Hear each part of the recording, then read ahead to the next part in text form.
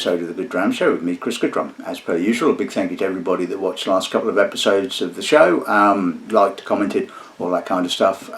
Yeah, please keep it up. It's very, very much appreciated. Certainly, both Duncan Taylor and Annadale seem to enjoy my reviews, and they were more than happy with them. So that's always nice, isn't it? At the end of the day. So much so that Annadale suggested the possibility of an exclusive bottling for the whisky merchant that I work for, which I think it might be a little bit early in the day for that, because said whisky merchant has only just started stocking their whiskies. So, but in saying that, talking about bottlings, you probably know, or you may not know, that in November the 19th this year, there will be the second whisky festival here in Nottingham. The first one was in 2019, a great success, but then obviously we had COVID in between, and not a lot kind of happened. So yes, it's all back, and said whisky merchant is indeed retailing the event again, and like the first event, said whisky merchant will have their own bottling available to purchase. Yes, contain your excitement. It should hopefully be really interesting. And obviously it's not going to be as inexpensive as the last one, because obviously whisky prices have gone up absolutely silly money now for whisky, as we all know. So yeah, said whisky merchant will have a bottling, and of course while we're on the subject of said whisky merchant, any comments I do make in today's episode of the show are wholly my own and have no bearing or relevance to the company that employs me. And so yeah, it'll be cool to see you at the show. You can purchase tickets from either the Whisky Lounge directly, or you can purchase them from said whisky merchant. So yeah, that would be cool if you could support us, and yeah, buy our bottling, because I think it's going to be pretty damn good anyway, because I know what it is. Anyway, yeah, so that aside, this week's episode of the show, I've had this kind of little selection of samples kind of ready to go for quite a while now, and I thought, well, yeah, why not? Let's time to have a look at milk and honey. And as you can see, the majority of the samples for today's episode of the show came to me via this year's or last year's World Whisky Awards, and obviously the other sample, this particular one, came to me via my good friend in Sunderland, so thank you very much for that. So milk and honey, you may have heard of them, you may not have heard of them. They're Israel's first distillery. It was the distillery itself was founded in 2012, although it didn't start production until 2 years after that, in January of 2014. It was established in the south of Tel Aviv after investment from the current owner, Gal. Now I may well murder your surname, so bear with me on this one. Kalshestein, and some other investors, and the brand made sort of history, I suppose, for want of a better word, in 2017 when they released their first 3-year-old single malt, and sold at auction and probably raised an inordinately large amount of money, which I guess, you know, when you put an inordinately large amount of money into a project, you want some money back straight away. Now this first bottling was distilled at a temporary location. I believe it was a warehouse in the northern Sharon region. Obviously the distillery has since moved to its current location, which they did in 2015, and the first cask was distilled by the head distiller at the distillery, a chap called Tom Goran, and the late Dr. Jim Swan, who, as we well know, consults on practically every or did, should we say, every new distillery that kind of cropped up. I mean, you know, the man is a kind of a legend, really, at the end of the day, and unfortunately I never got the opportunity to meet him, but, you know, his legacy is well and truly cemented, shall we say. So the current location of the distillery is in an old bakery, and Israel had, obviously, you know, no whisky regulations whatsoever. You know, this was all new to them, but the distillery decided they were going to follow the kind of the Scottish kind of footsteps, and mature all their spirit for sort of 3 years before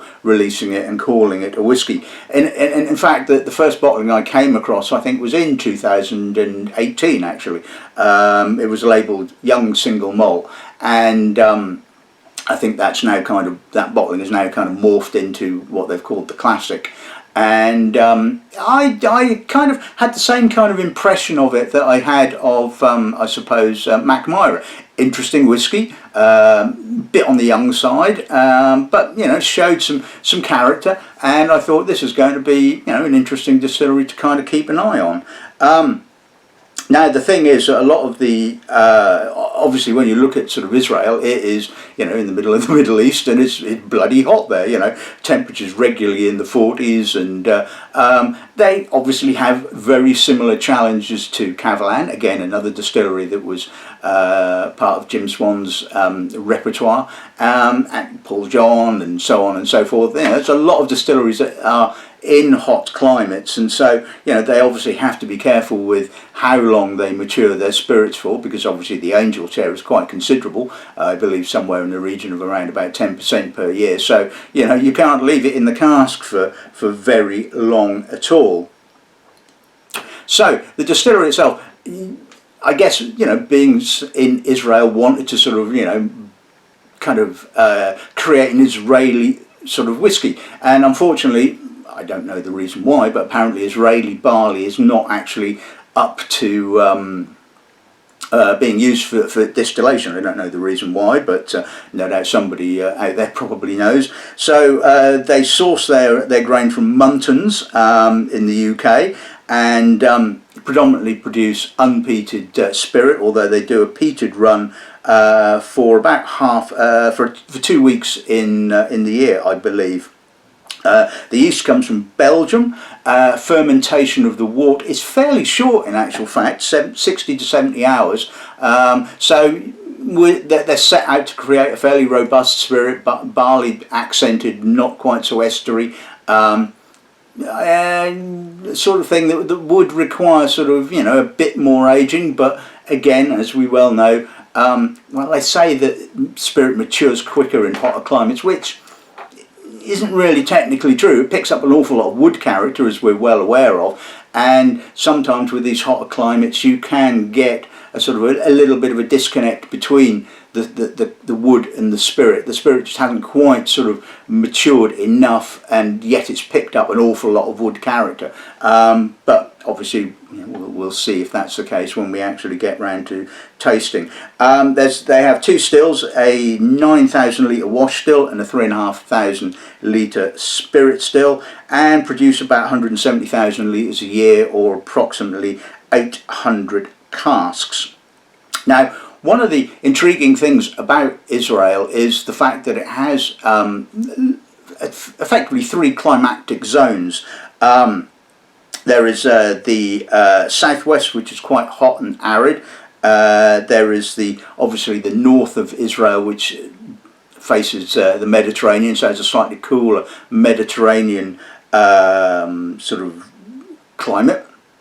And then right south is obviously very, very hot. And apparently the distillery have been kind of looking at maturing casks in these different climactic zones to see what effect they have on them. It's kind of like almost a bit of a kind of a sort of a Waterford kind of thing, although obviously Waterford is more about the barley and what have you, and the terroir. Is the Milk and Honey are looking at sort of how these different climate zones affects the different casks, and they've certainly matured some casks close to the Dead Sea, which is salty and yeah, pretty hot. And I believe that well, obviously they have 3 ranges. Well, I suppose they have the classic, I suppose you could call it a range. They have elements which look at the wood, which I'm going to be looking at today, or the interaction between the spirit and the wood. And they have another range called Apex, which I think, although I'm not entirely sure, is a sort of, from bottlings from these different parts of the region. Certainly there is one Apex bottling which has been bottled from casks that have been matured in the Dead Sea, and I'd love to taste those and see the results of those. So if anyone from the distillery is watching, or wants me to do an episode of the show on those, I'm more than happy to. Schittl, if you're watching, send me some samples. That would be very, very cool. So let's kind of keep an open mind with regards to the spirit. It's going to be relatively young, obviously, as we well know, but I'm kind of really looking forward to sort of tasting them.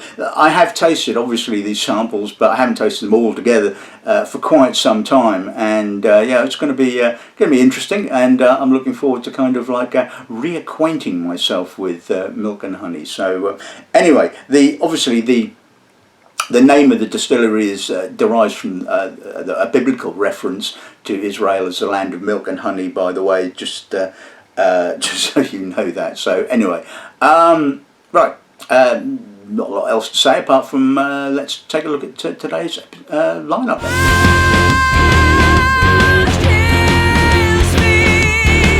Okay, so we're going to kick off with the bottling that they're now calling the classic single malt. The makeup of the cask was the same as the young single malt that I encountered several years ago. So it's a combination of bourbon, virgin oak and STR casks. And like I said in the last few episodes of the show, it does seem that sort of young new distilleries seem to be very, very keen on using STR casks, and so I'll be intrigued to see what that one is like.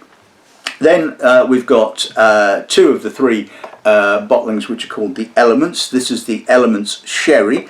So the spirit here has been matured, I believe, in a combination of ex-bourbon, ex-oloroso and ex-PX sherry casks. I assume separately and vatted together. I don't know for definite, but I would imagine that is possibly the case. Bottled at 46%, so obviously no coloration, no chill filtration, which is nice to see. The third bottling we'll be looking at is the Elements Red Wine.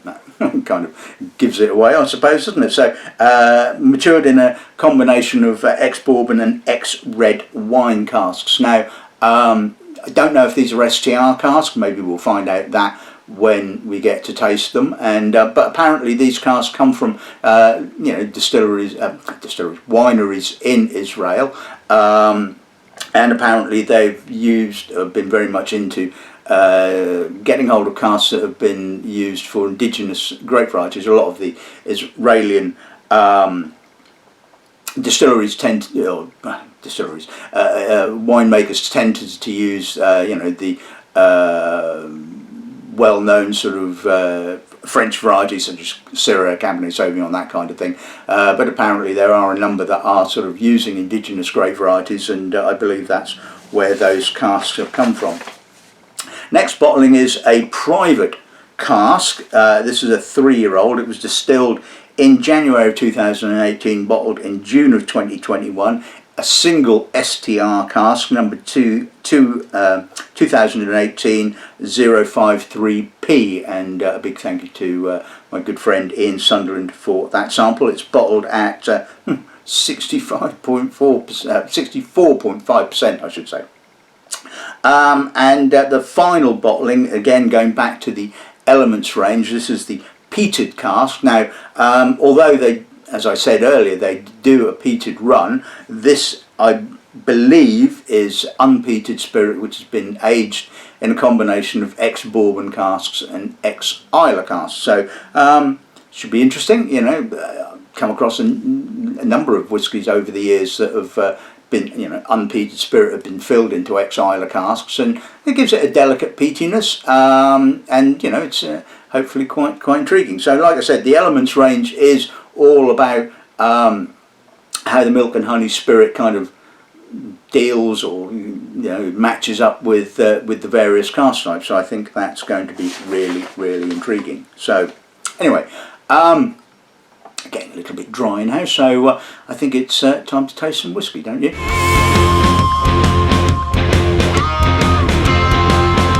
Right, okay, so let's kick off with the Milk and Honey Classic Single Malt. Let's see what the nose gives us on this end, shall we? Vibrant, quite fresh. barleyed, fruity, not estery fruit, but there's some lovely fruit there. Definitely getting some oak notes. There's a little bit of tight tannin, a little bit of vanilla, a little bit of red fruit. It's quite sweet, or the red fruits are quite sweet. Almost confected, but not quite. Overall, I think that's a really nicely balanced nose, actually. I mean, it's not mega complex. It's not a sort of like a wow, that's taking my head off kind of nose, but it's a really quite a pleasant nose. It's well put together. Like I said, I'm getting characteristics from the spirit, I'm getting character from the wood. It's quite harmonious, doesn't seem to be sort of out of balance. Yeah, it's getting a nice creaminess coming through now. So yeah, okay, so like I said, the winey notes are a little confected, but you know, it's not something that I'm going to get sort of too bent out of shape about. So pass one.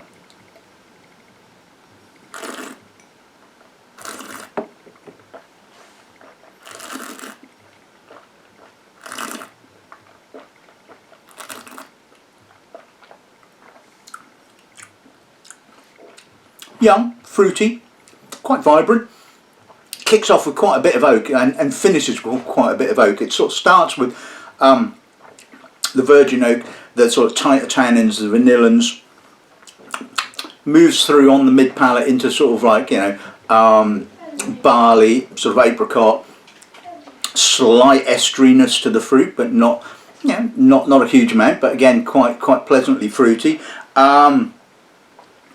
Grips a little bit on the finish. I get the feeling that the STR cask is gripping a little bit on the finish, a little bit bitter, not a great deal, but again adds some lovely complexity. I think overall, I think the palate shows more complexity than the nose. It's got a good progression. Like I said, it's kind of like, you know, bookended with sort of oak character with spirit character, kind of, you know, sandwiched between the two. I like that. I think that's really quite impressive. Very quite impressive. Good God, that's what's happened to my English. Yeah, I like that. I think that's really quite good. Okay, so let's move on to the elements. Sherry. Let's see what the nose gives us on this end, shall we? Quite spicy. Almost kind of rye-like dark spices. A little bit of wood smoke. Again, I think the balance is actually pretty good. I'm getting fruit, I'm getting barley, a little bit of treacle. The PX is starting to come through a little bit more stronger as it aerates. Again, it's not hugely complex. It's kind of, you know, spirit, wood, but again I think the balance is pretty good. It certainly doesn't come across as too oaky. Yeah, a little bit of wood smoke, a little bit of spice. Again, quite appealing, I think. So pass that.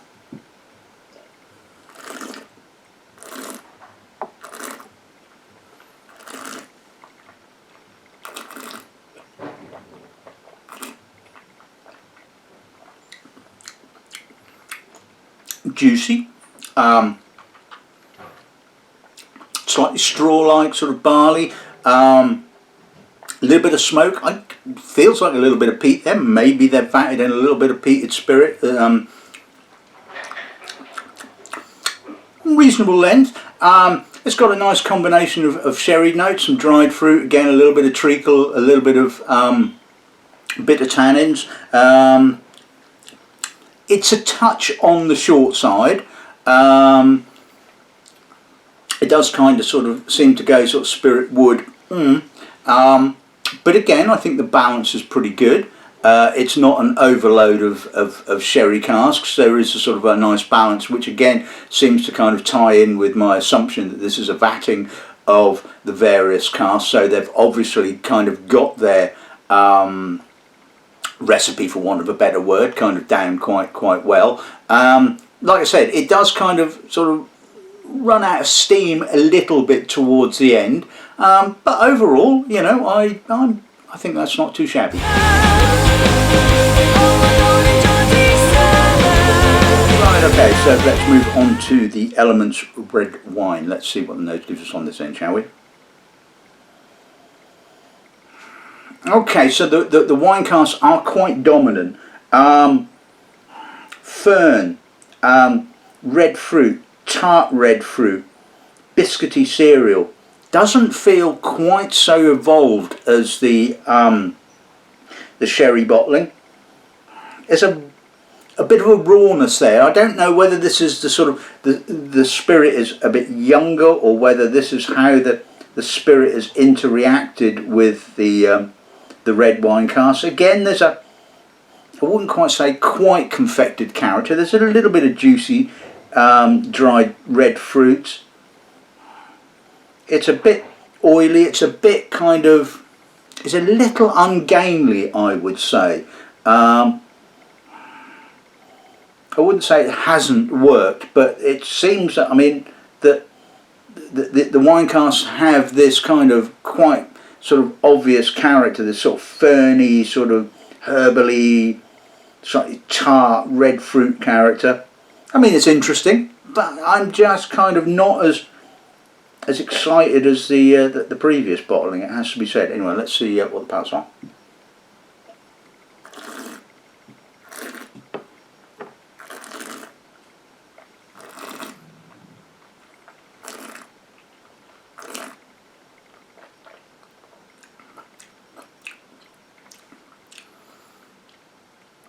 It's a little raw on the finish. It kind of kicks off again with a lot of the obvious winey character, sort of red fruits, a little bit of sourness, again a little bit of possibly peat smoke, maybe wood smoke. There's certainly a little element of smoke there.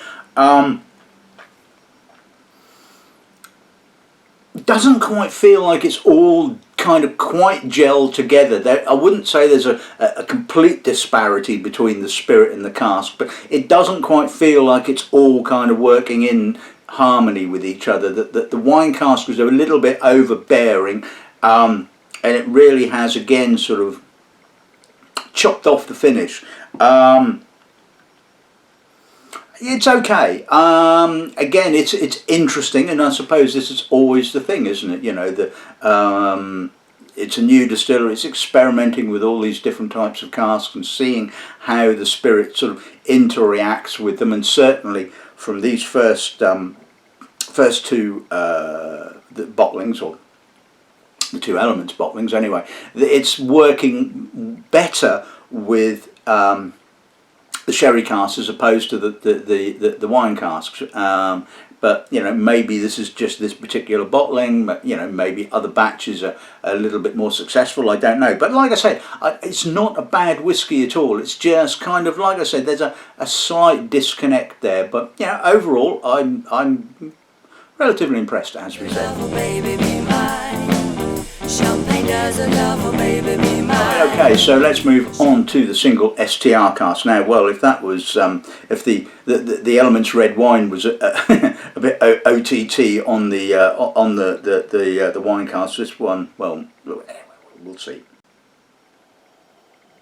There's a lot of red wine cask there, a lot of STR cask. It's tannic, grippy, bitter. Again, there's a little bit of spirit. I can feel it and sense it underneath that. I mean, it's got some sort of barley notes, some almost kind of pineapple. But it's, again, the spirit is quite young. It's got there's a slight rawness there on the edge. I mean, yeah, again, it's okay. It's kind of, I'm not sure this is quite the most, it's really sort of there yet. I mean, I suppose this is always the problem. What do? Do you leave it for more years and risk losing sort of vast amounts of the spirit?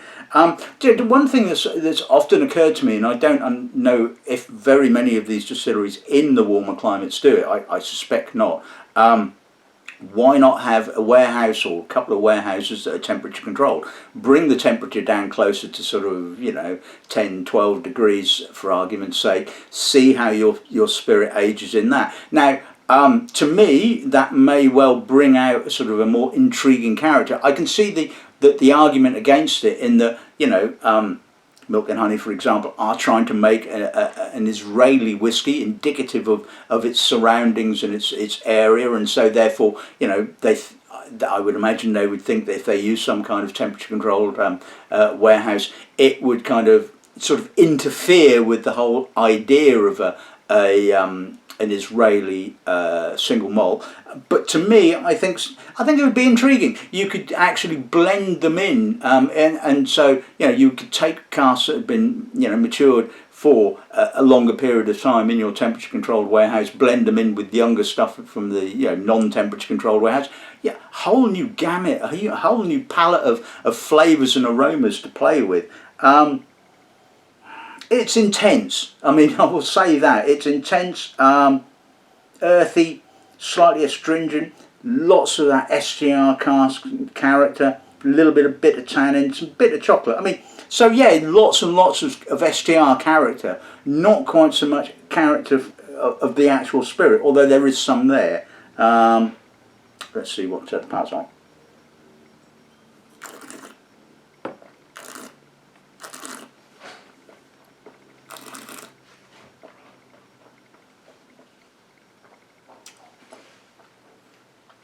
Jesus Christ, that's bitter. It's bitter, alcoholic.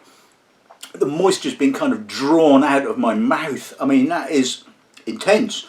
No doubt about that. But Jesus, I mean, probably shouldn't say that. Blasphemer. Sorry. No more religious words. That's intense. I mean, it's oak. It's STR cask, bitter tannins. And it reminds me of some of the earlier STR cask bottlings from various distilleries that I came across, and when it may be the cooperages weren't quite so sort of au fait with the whole concept of STR production, and oh dear, that really is bitter, chocolatey, but Jesus, that's bitter. Oops, sorry. Anyway, let's put a little drop of water with it. Let's see. I'll put a little drop more actually. See if that actually negates some of that bitterness. It will certainly take the edge off the alcohol. Heavier, oilier. Beeswax. Possibly some honey. Again, we're still looking at a lot of STR character. A lot of red fruits. A lot of spice, less bitter, less tannic, but it's still there, believe me. See what the parts are now.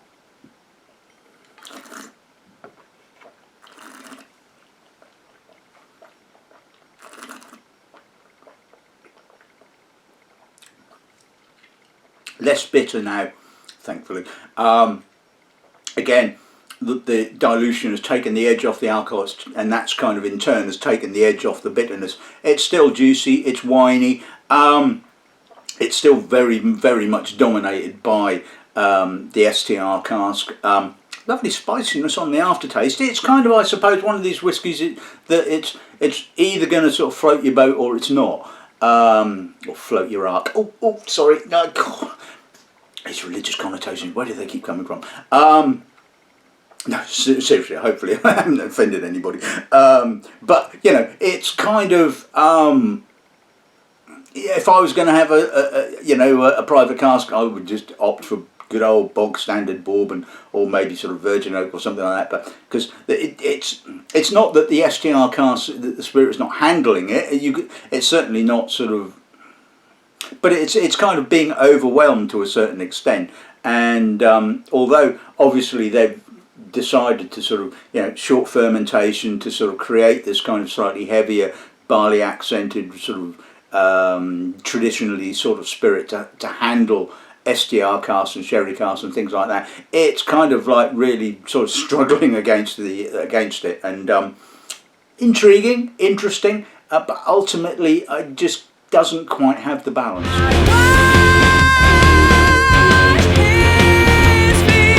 Okay, so let's move on to the peated cask. Let's see what the nose gives us on this end, shall we? That's an odd one. Well, no, that's the wrong thing to say. It's kind of, it feels a little bit more mature. Maybe there's slightly older spirit. Maybe the spirit isn't just 3 years old. Maybe it's a little bit older, or there's a little bit of older spirit in here. I mean, it's got some nice youthfulness. It's got a herbalness. It sort of reminds me a little bit of sort of Netley Sauvignon Blanc. There's some lovely kind of herbal peat, a little bit of burnt wood, some grass, some lovely honeyed notes so coming through, and again getting the barley, getting a little bit of citrus. I like that nose. To me, this is probably, you know, maybe with the exception of the sherry elements, the better balanced, and it just seems to me that sort of, you know, certainly the single malt, the classic kind of worked, because they were, you know, in putting the vatting together, able to control the amount of sort of STR cask, and I think that's kind of, I wouldn't quite go as far as saying it's Achilles' heel, but it's obviously, you have to kind of be careful with the STR casks. I like this nose. This is lovely. It's really fresh. It's vibrant. There's some lovely honeyed notes. Like I said, there's a delicate amount of peat. It's not a peat monster, and this is the whole idea, the whole raison d'etre, for want of a better word, of aging in ex-Isla casks, that you get just a delicate amount of peat, and really successful. I like this bottling. Or I love this nose anyway. Let's see what the palate's like.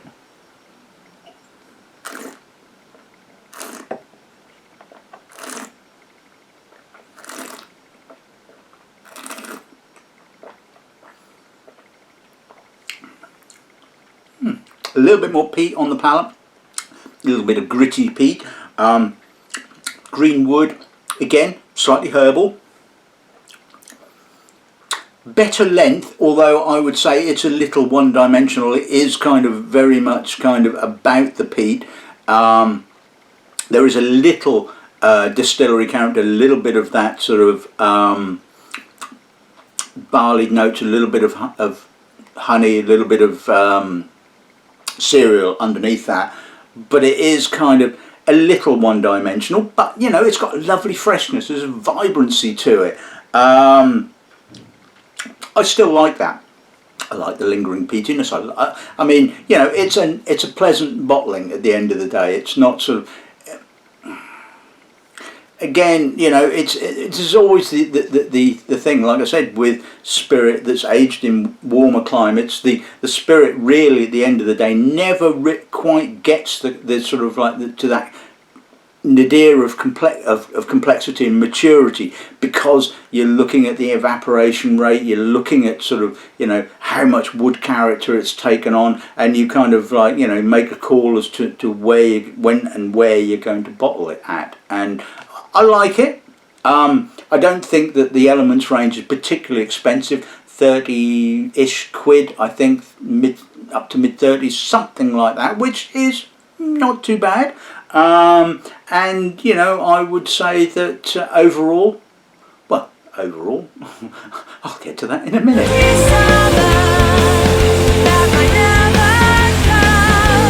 Right, okay, so let's sum today's episode of the show. Overall, I'm impressed with what Milk and Honey is doing. I think it's really intriguing, really interesting. I have to say that I think the standout bottling is the Classic. It just showcases what the distillery is doing really successfully at the end of the day. And again, it's all about the balance of flavours, the balance of the distillery character against the balance of the cask, and obviously this vatting to me just works really well. And you know, weirdly enough, you know, I mentioned Cavalan and Dr. Jim Swan, it reminds me of the kind of entry-level Cavalan, which works really well. And yet when you get into the Solace range, it's all big wood and sort of, you know, no distillery character, and at the end of the day, people go, yeah, that's an incredible whiskey, it's really intense, but you know, it lacks finesse. And I have to say that the Classic has finesse. It's just really well balanced and a very enjoyable whiskey. The Elements Sherry, I think of the 3 Elements bottlings, probably the most successful. Again, really nicely balanced, not too much sherry, bit of distillery character, bit short possibly, you know, but I think sort of overall quite impressive. The Elements red wine, I think that the red wine is just not working here. It's just too intense. The STR casks are just too sort of masking and too sort of, I wouldn't quite say unbalancing, but you know, as in the case of the single STR cask, just too much of it, not enough distillery character, and just therefore just not as interesting as the Classic. And to a certain extent, although I think the peated cask worked really quite nicely, bit short, and again palate was a bit sort of overly peated, and again that seemed to be the sort of focus of that. So kind of coming back to the, you know, my personal favourite, the Classic. You know, it's just so nicely balanced, and you know, I think if you want to sort of, you know, have a look at the distillery, have a look at one of their bottlings, get the Classic. You know, you're not going to go wrong with that. And then, yeah, maybe if you want to experiment with some of the others, sure, go for it. And as I always say, don't just take my word for it. Do your own research, because obviously we all have different palates and different likes and things like that. But like I said, I think the Classic is absolutely spot on, and yeah, I really like that. So anyway, I hope you've enjoyed this week's episode of the show. I hope you think it's been an honest appraisal. I've not been too unduly critical, but you know, that's my job at the end of the day. You know, I do kind of pick whiskies apart. I do it all the time, whether it's, you know, samples just for, you know, episodes of the show, or whether it's samples as a possible purchase for the company that employs me. It's just the way I am at the end of the day, and yeah. Anyway, so like I said, I think Classic, absolutely spot on, really lovely whiskey. And on that note, all that's left to say is good afternoon and good dramming.